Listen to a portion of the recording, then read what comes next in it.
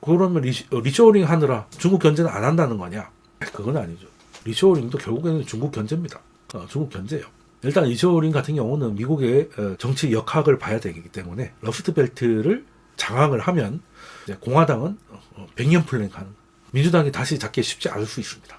지금 미국 7개 정도 되는 스윙 스테이트에서 이기면 그냥 다른 주는 볼 것도 없이 이기는 구조가 돼 있잖아요. 미국이 언제부턴가 이렇게 돼버렸습니다. 그거를 가장 빨리 캐치하고 활용했던 게 트럼프고, 트럼프는 그 이기에 좀 강화하는 강화하고 있습니다. 리쇼어링이 잘 되면 아무래도 그쪽에 공화당의 지지율이 높아질 수밖에 없죠. 트럼프가 데리고 왔으니까. 그렇게 되면 일단 선거 조작 없이 한 20년 플랜을 볼 수 있는 것인데, 자, 그래서 이제 리쇼어링은 이제 그런 부분도 없잖아 있다. 그러면 현재 미국과 중국은 뭐 단순히 무역 전쟁이 아니라 이제는 이제 패권 전쟁으로 넘어갔다는 거에 대해서는 다들 의심이 없으실 겁니다. 근데 지금 이게 어디까지 전개가 될 것인가 고민인 건데, 이때까지 뭐 패권 국가들이 뭐 변화해왔던, 지금 현재는 미국이지만 미국까지 넘어오는 과정도 있었고, 그 사이에 뜨고지던 뭐 스페인, 네덜란드, 포르투갈, 영국, 그리고 이제 한때의 중국, 뭐 이런 패권 국가들의 등장과 패망 같은 것들을 보면 결국은 기술이었거든요. 결국 기술입니다. 지금 이제 미국도 기술 패권과 그리고 금융 패권을 쥐고 전 세계를 주무르고 있는 거죠. 기술 패권이 결국에 군사력이잖아. 군사력이 기술이니까 그 두 개를 쥐고 있으니까 패권 국가가 된다는 거예요. 돈도 쥐고 무기도 쥐고 있으니까. 근데 거기에 지금 중국이 구체적인 도전을 하고 있는 거 아니겠습니까? AI가 됐든 아니면 새로운 무인 시스템에 대해서 중국의 추격이 지금 장난이 아닌 거긴 한데, 그러면 이런 일이 최근에만 있었냐? 앞으로 미래는 누구도 알 수 없기 때문에 앞으로 미래가 궁금하면 할 수 있는 방법은 하나밖에 없죠. 예전에 비슷한 시기를 한번 찾아보고 거기서 역사가 주는 힌트와 교훈을 얻는 건데, 지금 현재 가장 핵심 기술은 뭐 AI가 됐든 무인화 기술이죠. AI도 결국에는 사람이 하던 일을 컴퓨터가 할 수 있게 만드는 것이고, 뭐 드론이나 아니면 이렇게 로봇계 같은 것도 결국에는 사람이 필요 없이 뭔가를 할 수 있는 그런 기술이지 않습니까? 지금은 그래서 무인화인데, 인류 최초의 하이테크 상품이 뭐가 있어요? 지금 가장 하이테크는 이제 AI를 기반으로 한 무인화 기술이 지금 최고의 하이테크라고 친다면, 인류 최초의 하이테크 상품, 기술력으로 엄청난 부가가치를 만들어냈던 게 어떤 게 있을까? 여러분도 잘 아실 건데, 중국의 청화작이죠. 청화작입니다. 뭐 인류가 불을 사용하게 되고, 뭐 문자도 발견하고, 도시라는 사회 시스템도 만들고, 여러 개가 있었지만 하나의 상품으로 봤을 때 지금까지 있었던 비슷한 거하고 비교할 수 없는 부가가치를 창출하고, 그 기술력을 짐으로 해서 세계의 무역과 재정, 금융, 패권을 지게 될 수 있게 만들어준 거는 중국의 청화작입니다. 흔히 도자기라고 하잖아요. 그건 독이 자기를 합쳐서 얘기한 거예요. 빗설무늬 독이 그냥 항아리, 우리 김정 당군 때 예전에 썼던 그런 독 이런 것들이라고 생각하시면 되는데, 그런 것들은 흙을 적당한 온도에서 구워가지고 쓰는 건데, 자기는 어떤 거냐면 품이기보다는 약간 사치품의 느낌이죠. 쉽게 보면. 그래서 김장독이나 이런 것들은 진짜 실사용에 쓰는 것이고, 근데 자기는 아무래도 독이하고 다르게 굉장히 얇게 이게 어떻게 자기가 가능하냐면 흙이 좋아야 돼. 그리고 도자기라는 거는 결국 흙을 빚어서 굽는 거니까 흙이 좋아야 돼요. 흙이 좋아야 되고, 그리고 굽는 동안에 변질되면 안 돼. 그러니까 첫 번째 기술은 가마에서 1000도를 넘겨야 돼요. 그냥 단순히 나무만 떼가지고는 600도, 700도를 잘 못 넘기거든요.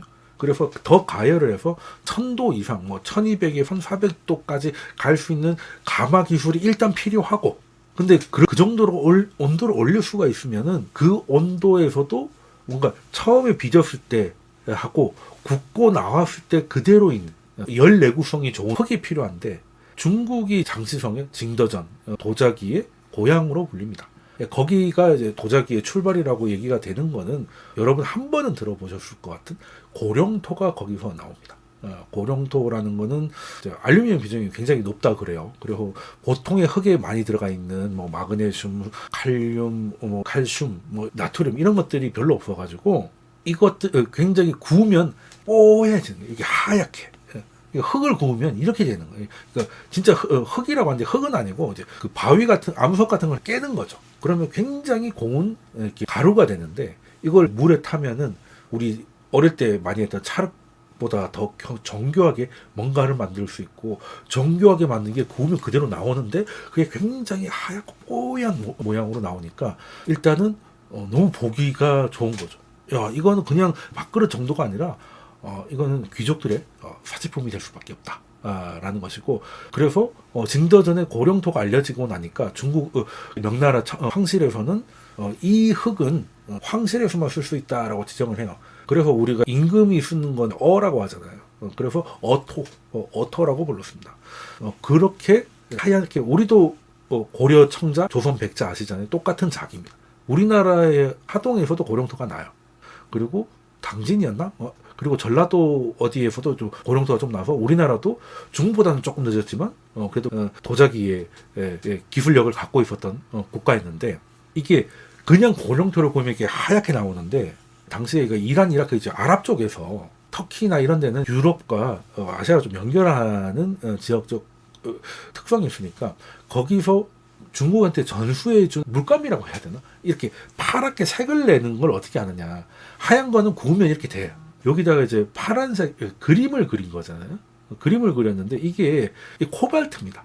코발트가 그 이란, 이라크에서 많이 넘어왔다 그래요. 이제 이거를 그 터키 사람들이 이걸 칠하면 굉장히 예쁘고 중요한 건 이 코발트는 고령토와 비슷하게 그려놓고 천도 높게 구워도 색이 안 변한답니다.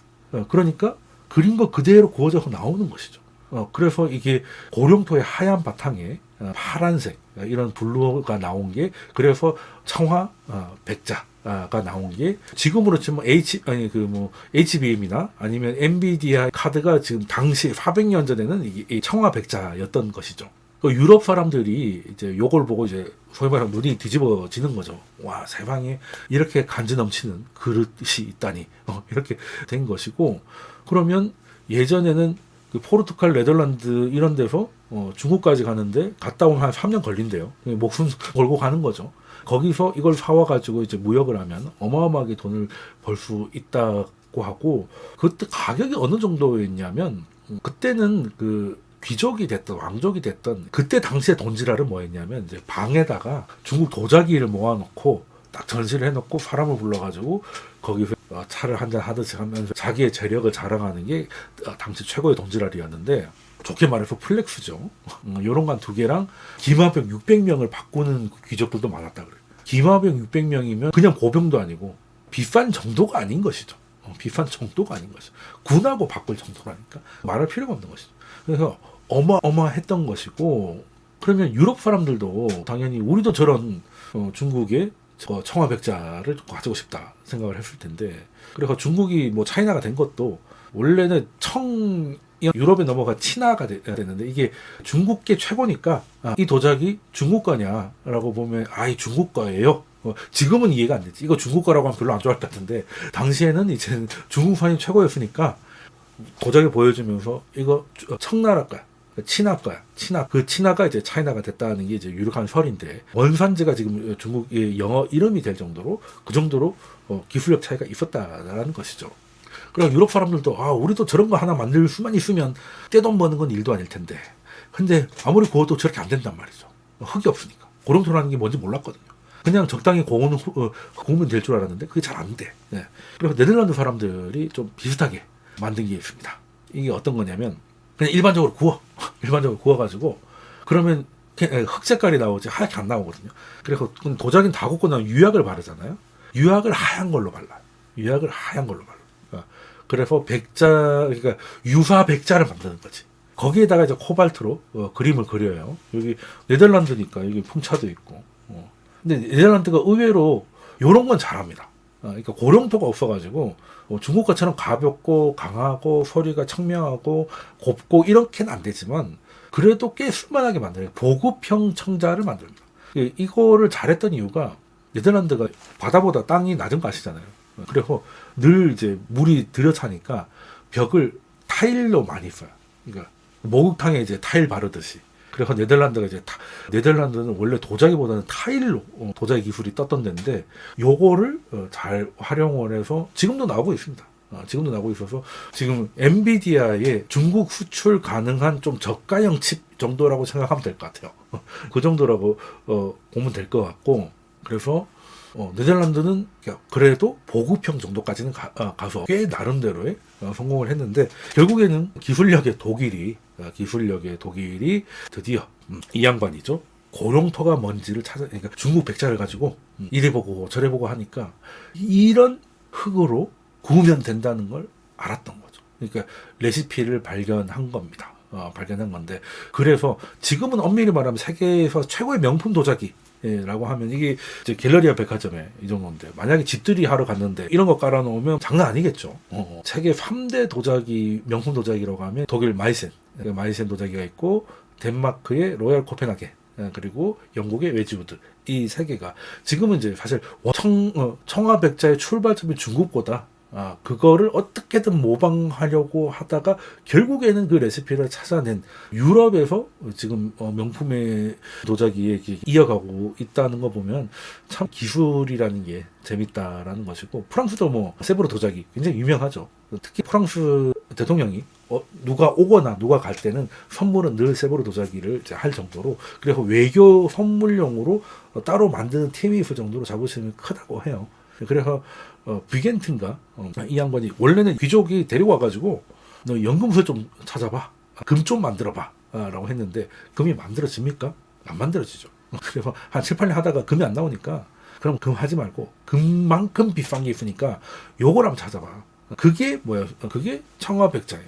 그 도자기가 원체 비싸니까 금을 못 만들면 이거라도 만들면 떼돈 버는 거는 된다. 결과적으로 엄청난 떼돈을 벌었죠. 독일 마이센 도자기는 그때부터 지금까지 쭉 나오고 있습니다. 그래서 지금도 요즘 뭐 그릇에다가 그렇게 플렉스 하시는 분은 그래 많지는 않을 것 같은데, 그래도 저보다 좀 연배가 있으신 누님들 같은 경우에는 꼭 어디 가면 이제 그 장식장에 접시 이렇게 해놓은 집이 몇 군데가 있었던 기억이 나는데, 참 재밌는 게 이게 기술이 이게 넘어가게 된 것이죠. 처음에 이제 모방이었지만 넘어가가지고 유럽이 결국에는 중국의 아편 전쟁 이런 것들도 결국에는 너무 많은 돈이 중국으로 들어가서 문제가 됐던 거였는데, 유럽 내에서도 뭔가 이런 기술 혁신이 만들어 왔다는 걸 그냥 한번 알면 좋으실 것 같고, 그런데 중국이 명나라에서 금나라가 이제 나중에 이제 청나라가 되는 거죠. 그래서 명하고 금이 이제 내전 상태에 있을 때 아무래도 전쟁통이다 보니까 수출이 완화해지지 않고, 특히 청나라 같은 경우는 초반에는 아예 그냥 도자기 수출을 이제 금지시켜 버립니다.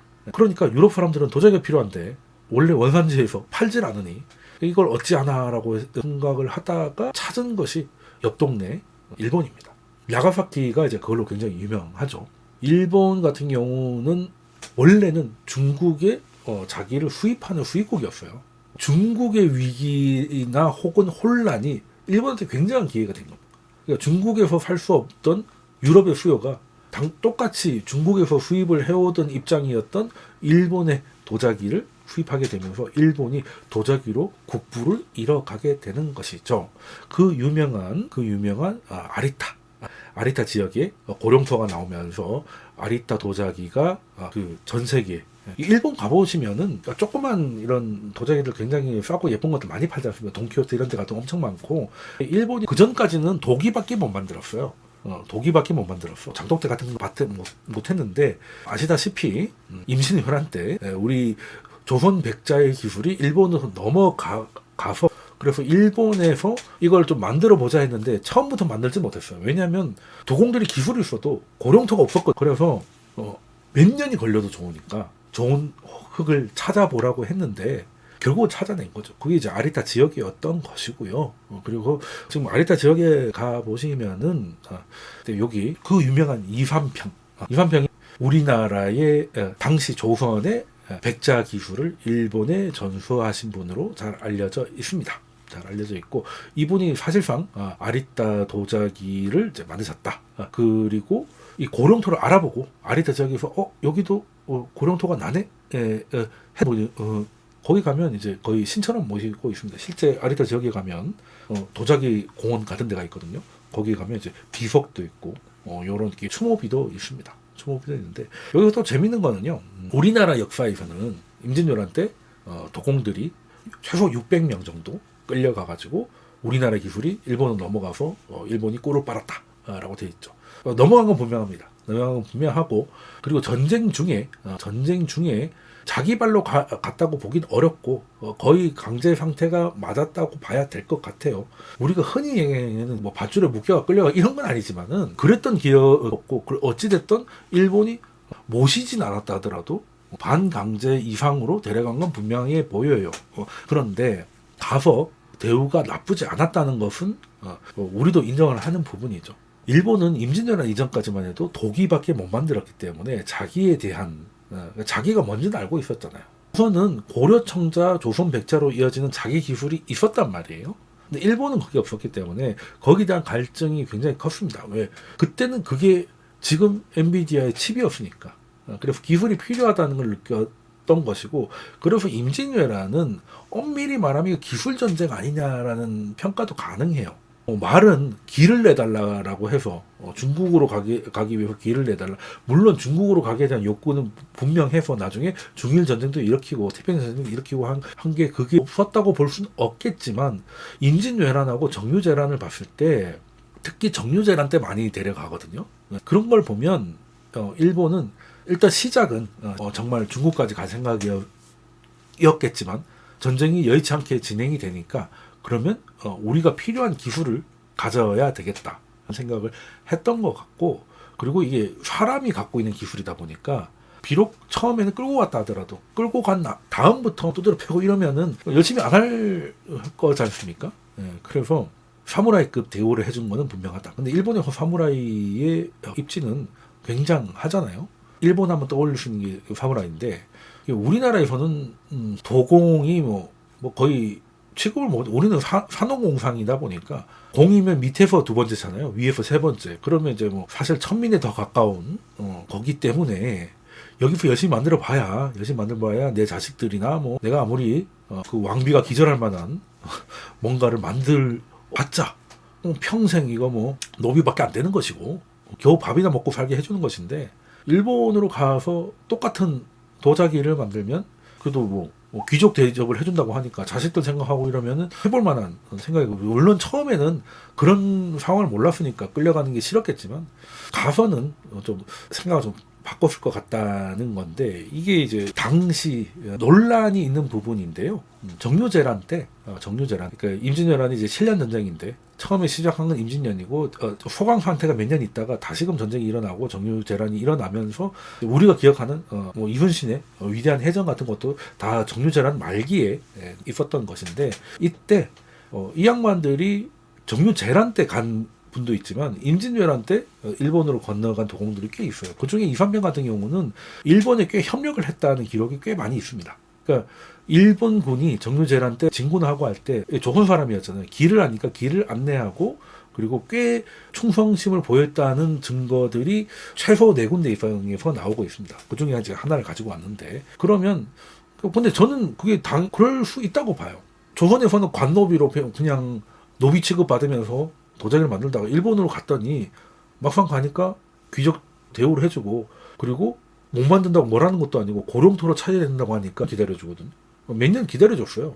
그 될 때까지 지원하겠다고 하니까 근데 엔지니어의 입장에서는 뭐 당연히 일본 쪽에서 일을 하는 게 맞고 그리고 그 일본이 비록 자신의 조국이긴 하지만 조선과의 전쟁을 할 때 차라리 일본이 뭐 어떻게 되는 게 도공들 입장에서는 낫지 않을까 하는 생각을 하지 않았을까라는 생각을 좀 이런 것들 가능하고 그리고 이삼평의 후손들도 처음에는 어떻게 자진해서 갔겠느냐 자진은 아니다 라고 얘기를 하는데 그 이후에 나왔던 이삼평이 일본에 협력했던 자료를 반박할 자료는 없다.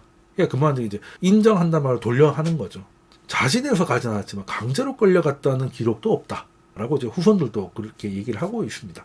이거는 텍스트를 보게 된다면 이삼평 같은 경우는 일본에 가서 자기가 가지고 있는 기술을 펼침에 있어서 일본이 조선보다는 더 좋은 환경이었기 때문에 오히려 일본에 좀 적극적이었다라고 봐야 되지 않겠나 하는 생각을 하는데, 제가 그렇다고 뭐 이삼평이 민족 배반자라든지 뭐 이런 얘기를 하고 싶은 건 아니에요. 왜 그렇게 될 수밖에 없느냐, 기술자에 대한, 지금 그 시대마다 하이테크 기술은 다르겠죠. 이때 당시에는 도자기 기술이었고 지금은 AI 기술입니다만은, 그걸 하고 있는 엔지니어를 바라보고 있는 국가의 엔지니어를 어떻게 바라보고 있느냐의 차이에 설명하고 싶은 거예요. 일본은 이 엔지니어를 얻기 위해서 전쟁까지 일으켰어요. 그게 뭐 잘했다고 말하기는 어렵지만 그 정도로 적극적이었다는 것이죠. 그런데 우리는 이미 갖고 있던 기술조차도 제대로 대우하지 않은 모습이 분명히 있고, 그러니까 도공들이 갈 때는 끌려갔다 하더라도 한국 측에서도 인정을 하는 게 돌아올 기회가 몇 번 있었습니다. 이제는 뭐 가고 싶으면 얼마든지 갈 수 있고 가는 거에 지원을 해주겠다고 했는데 돌아온 사람은 없어요. 이런 것만 봐더라도 일본에서의 대우가 조선에서보다 분명히 좋았구나 라는 거지. 그래서 저는 지금 우리나라도 우리도 기술로 먹고 살아야 되는 국가지 않습니까? 그런데 지금 우리가 기술을 너무 천대하는 게 아닌가. 천대하는 게 뭐 다른 게 아닙니다. 기술 유출에 대해서 적극적으로 방어하지도 않고 처벌하지도 않고 심지어 처벌을 못하게 하고 있고, 그걸 하자는 걸 반대하고 있고, 꼭 일부 몇 명 기술자들이 뭐 중국에다가 반도체 기술 팔아먹고 뭐 이런 개인적 일탈을 넘어서 국가가 여기 대처하는 자세가, 엄밀히 말하면 이제 야당 쪽이겠죠. 현재는 지금 간첩법이라든지 얼마 전에 거부권 행사돼서 폐기가 되긴 했습니다만, 산업 기밀을 국회에서 요청하면 다 의무적으로 공개해야 되는 그런 법까지 야당은 만들었지 않습니까? 이거는 그냥 중국한테 떠주겠다는 것밖에 안 되는 거죠. 물론 당시에는 기술이 중국이 있었지만 지금은 반대지 않습니까? 그런 거를 봤을 때 우리가 400년 전의 실수를 또 하고 있는 거 아닌가 하는 생각은 분명히 할 수밖에 없는 상황이고, 그리고 당시의 흙과 그리고 불을 다루는 기술, 그리고 이거를 다루기 위한 인간의 지혜, 뭐 이런 것들에 대한 기술조차도 우리는 가지고 있었음에도 제대로 지키지 못했던 것 같다.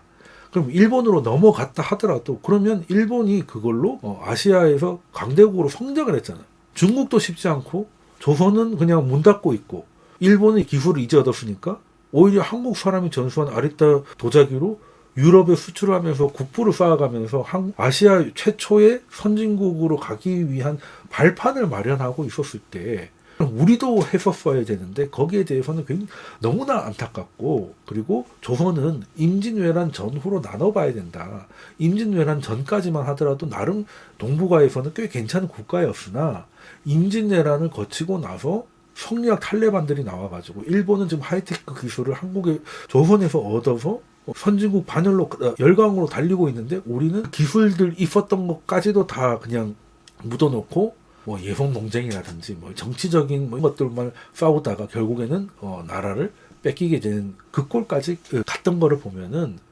정말 이 기술 전쟁에서 대처를 잘 못하고, 그리고 일부 실수가 있었다 하더라도 국제적인 판세를 잃고 지금 우리가 뭐에 집중해야 되는지의 판단 없이 그 안에서 그냥 중국 같은 이런 데서 기대면서 여기서 정권을 지겠다고 문고로 잠그고 있는 게 얼마나 위험할 수 있는지는 다른 나라도 아니고 우리나라는 특별히 더 잘 알아야 될 것 같은데, 똑같은 일들이 좀 벌어지고 있지 않나는 안타까움이 있어서 오늘은 간만은 아니고 그냥 옛날 이야기하면 도자기 얘기하면서 당시 하이테크 기술이 우리 민족의 역사를 어떻게 바꿨는지 한번 설명을 쭉 드려